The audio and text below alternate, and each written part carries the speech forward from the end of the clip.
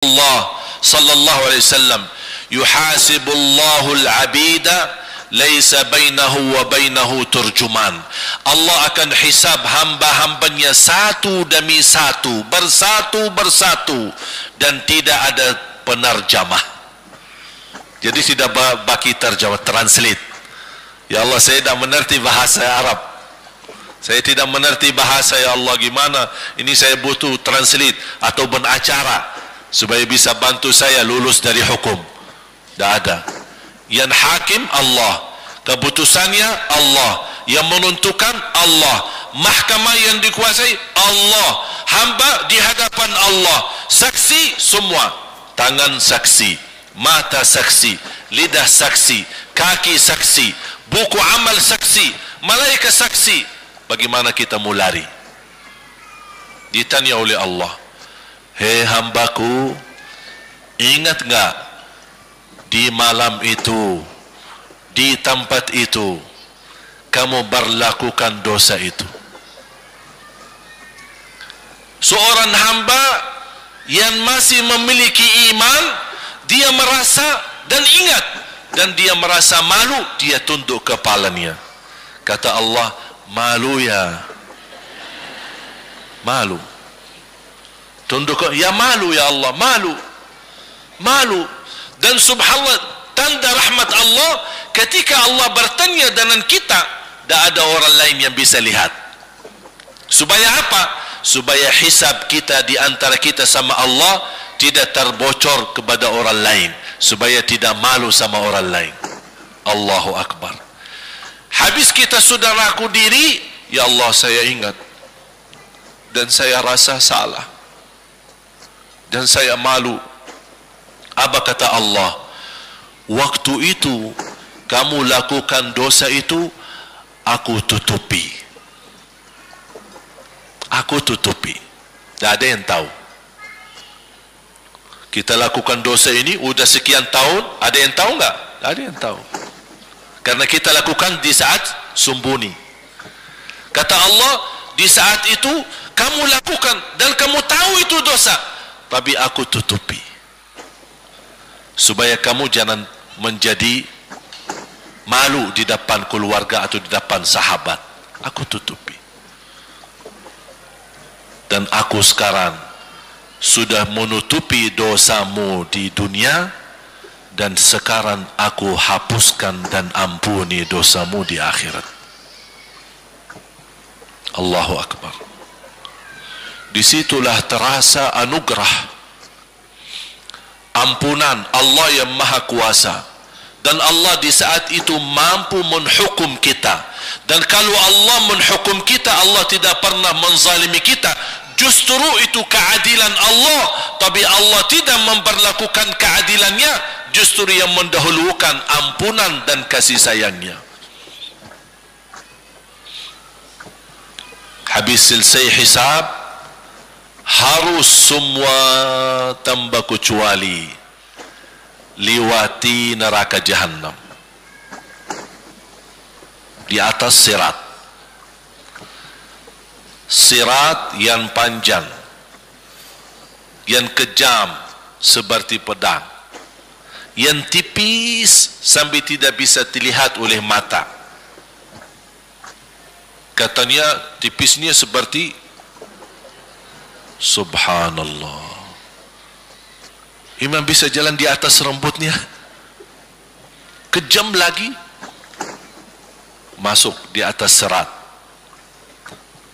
terus jalan.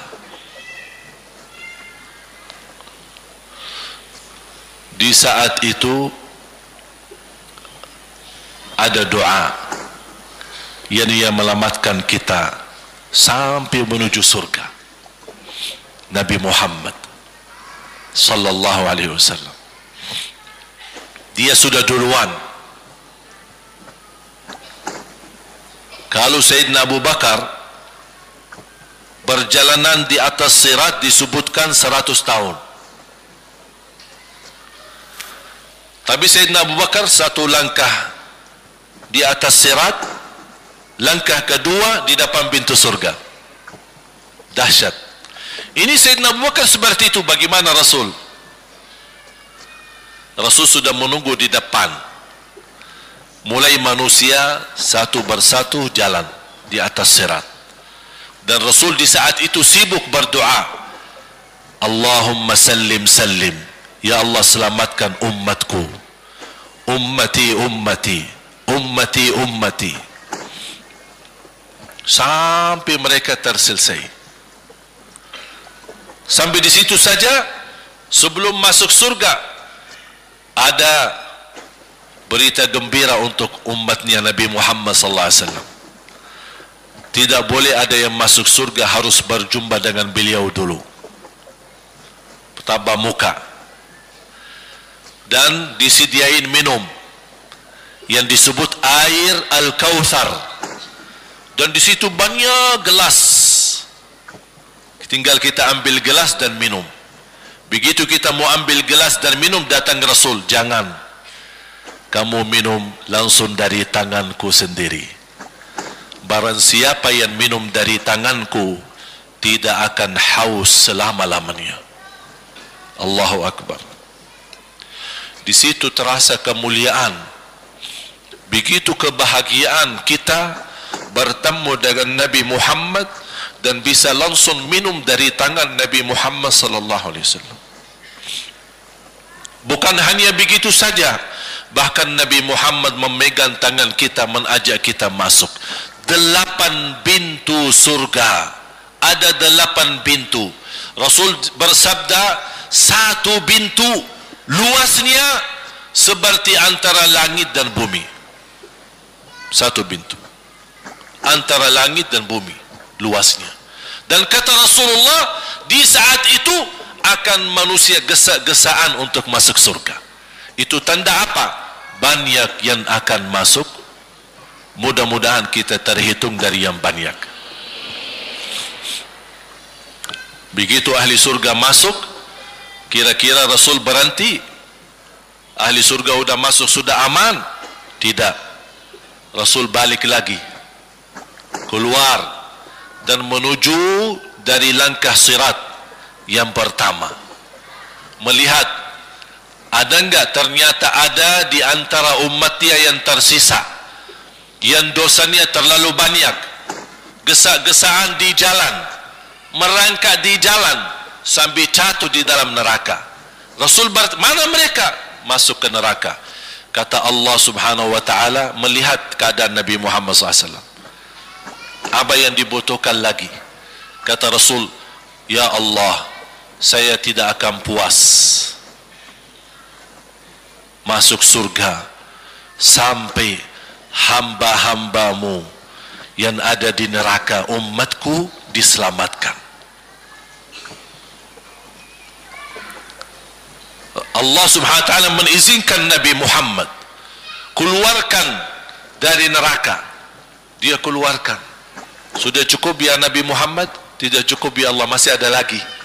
Diambil lagi, dikeluarkan, diambil lagi, dikeluarkan.